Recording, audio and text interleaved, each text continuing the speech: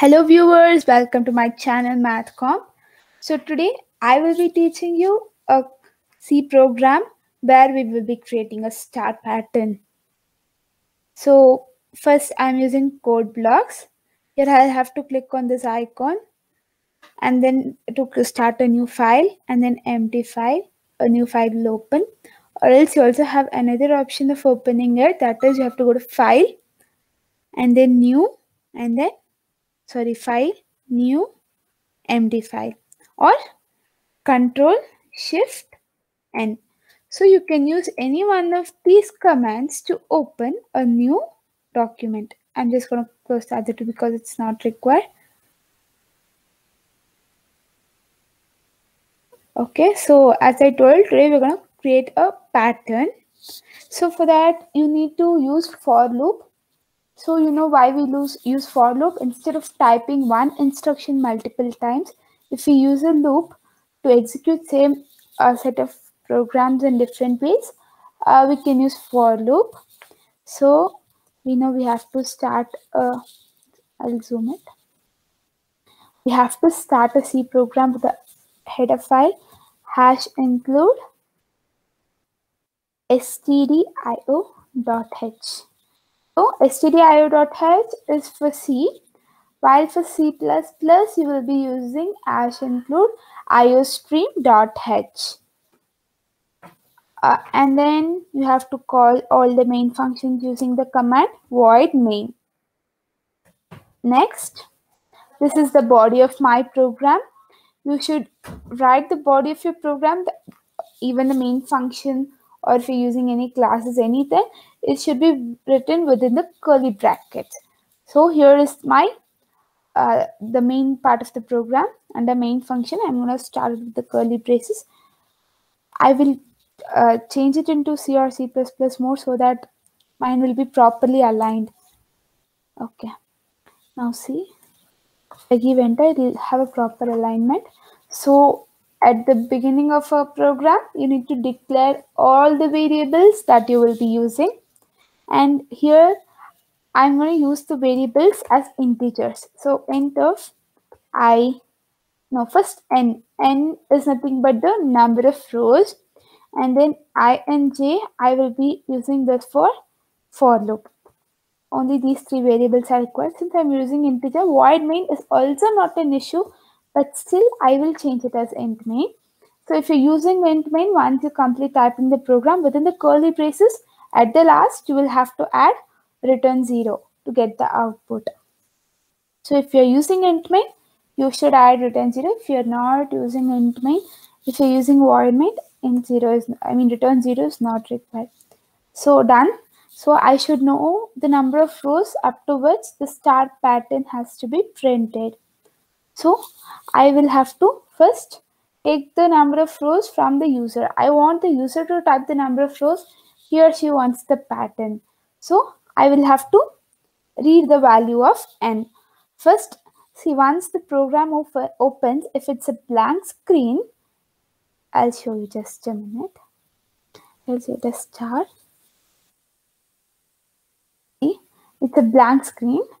If it does not give any command, see, I simply give scanf is used to read inputs. Scanf, you should use %d in case of C. %d is for integer. If you use %f is for float. If you use %s, it's for characters, and it's like that. So you have to use %d over here, and we should use ampersand of the variable. Ampersand indicates you have to read the variable. Okay, and then semicolon. See, now I run this program, I'll get a blank screen. If someone else is executing my program, like running my program, he or she will not know what he or she has to give the computer for the program to work. So I need to write a statement. So what will I be writing? Enter the number of rows. So to output something, a statement or a value, you have to use printf statement. And if you're writing any statement, you should write it within the double quotes. Enter a number of rows. Yeah, number of rows. So we know that's the value of n. And then now when I execute this code, I will get enter number of rows. I will give 4. It will exit because I've not completed the program. Yeah. Next. What should I do next? I should use for loop. Since it's a star pattern, we need not do any kind of operation before and all. So we can directly enter the for loop. So we know for loops syntax: for and then initialization, and then you will have to say from where till where, like from I is equals to 0 to n, the starting and the ending of the loop, where the loop has to start and then where the loop has to end, and then the increment or decrement operator you have to add. So here for loop for I equals 1. 2, you have to add semicolon for I less than equal to n, and then I increment.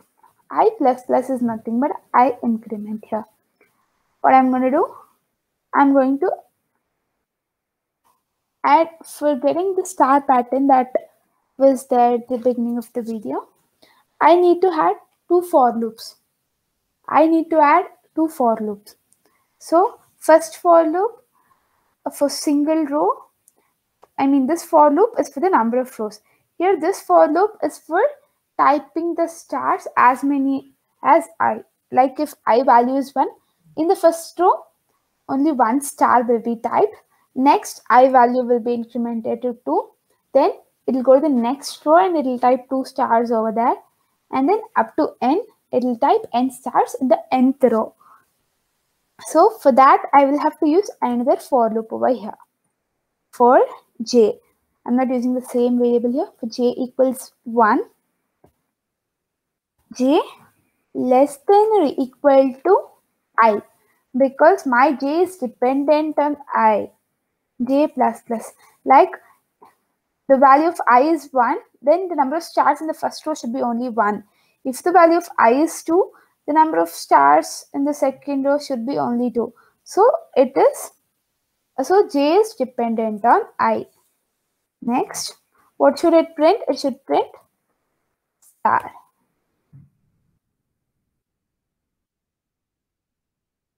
Okay. See, if I leave a statement like this, all my stars will get printed in the same line, and the first row, after first row, it will not move to the second line.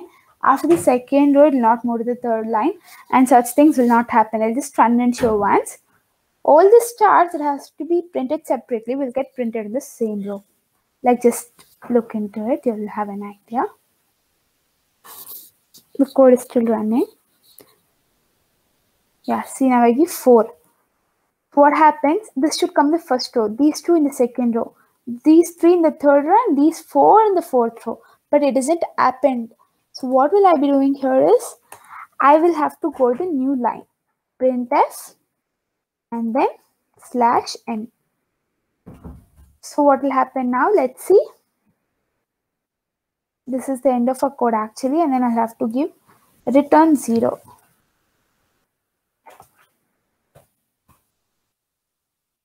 Now let's check how the code runs.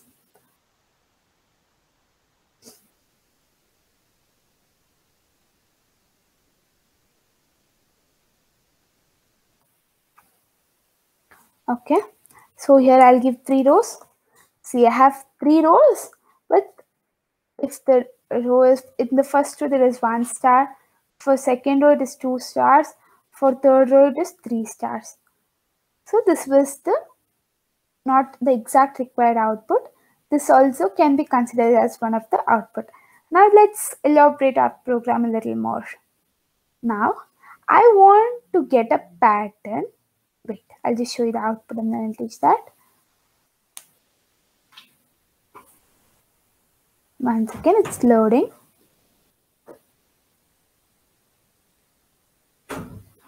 Yeah, see, now I give 6. I got the star pattern. I want this to be repeated again in the reverse order. Okay. So before that, I'll show you how to reverse this pattern and then combine both. Okay. See, I'm just going to copy this entire program. I don't want to type again and waste my time, okay? But you guys can type if you are really interested to. Okay, so I have copied the entire program. I will change it to C or C++ for proper modification. Now I'll make small changes in the for statement and my star loop will get reversed. That is, first I will have n stars and at last I'll have 1 star. Let's see how. So first I need how many stars? So n. So my I should start from n and where should it end? With 1. So since this n value will be greater than 1, if you have to reduce and then also here one more change, I should be greater than, sorry, since n values of n, like after n, it will be n minus 1. It should go to n minus 1, only then it will reach 1. So I will have to decrement I. Sorry. Yeah. So here, for I equals n, I greater than 1, I minus minus. That means I'm decrementing the value of I. Even here, for j, they should have I stars. And then for 1, and then again decrement operator. I think even if we don't change j, it would run. Let's try. This is st star. You shouldn't give space. Star R-E-E-E. Star reverse. Okay, so I have to enter the number of rows 5. Oh no, it's infinite loop. Sorry. Let's see where we are going wrong. For I equals n, I greater than 1. I think this should be from 1 to... Okay, I got to know my mistake. I did not change the sign here. J greater than or equal to 1. Now let's give a try.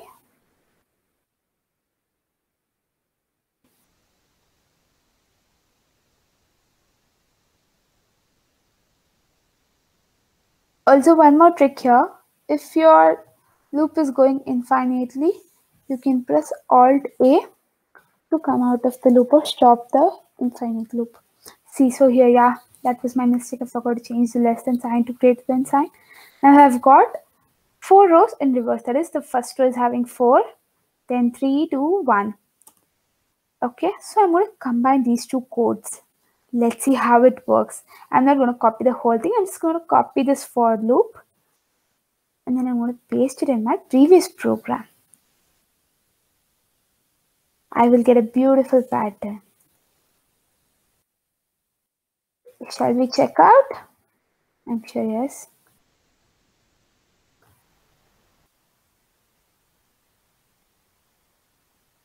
It takes time to load.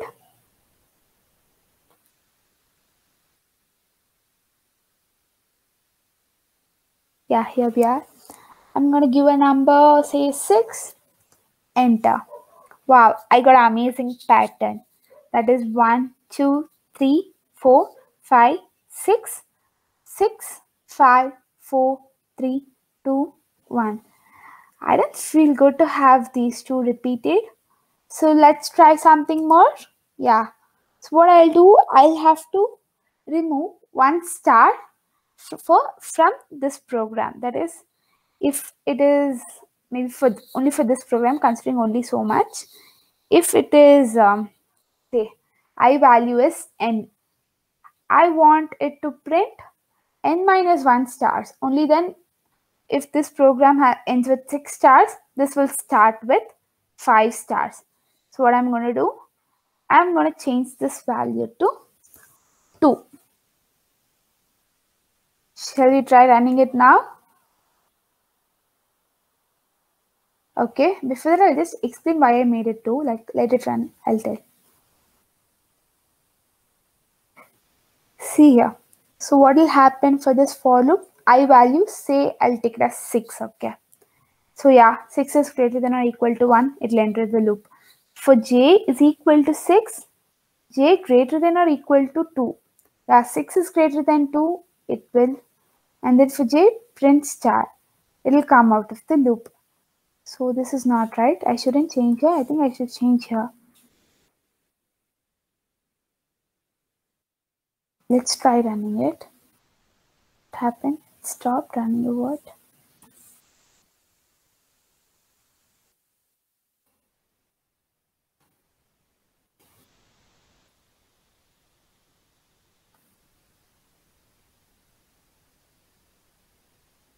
It's taking time. Yeah, I give 5. See, it works. Okay, but I'll explain. 1 minute, give me some time. Yeah, so the value of I will be n. N value is greater than or equal to 2. So it will print star. Now again it will come up. It will print the first star, not the second star. From here, it will come to the for loop again. It will read n minus 1. See, let value of n be, can I type, yeah. First, n will be equal to, say, 3. Okay, let's not go for a big number. So, n value will run for 3. I will get 1 star. Oh, where did I go? Yeah, it will get 1 star. I'll get a star there. And then it will come back to the for loop. From here, it will come back to the for loop. Next, n value will be equal to 2. Correct. For j greater than or equal to 2, it will run. So, it will print another star. Let's take the stars here. Okay. Okay. And then it will print another star. Done. If I next it will go for n value equal to 1 because we're decrementing it. But n value, j value will be equal to 1 now. But j is not greater than or equal to 2. I mean here 1 is not greater than or equal to 2. So it will exit the loop. Then it will shift to the, oh my god, sorry. It will shift to the next line. Okay. And then the loop will finish. That is how it works.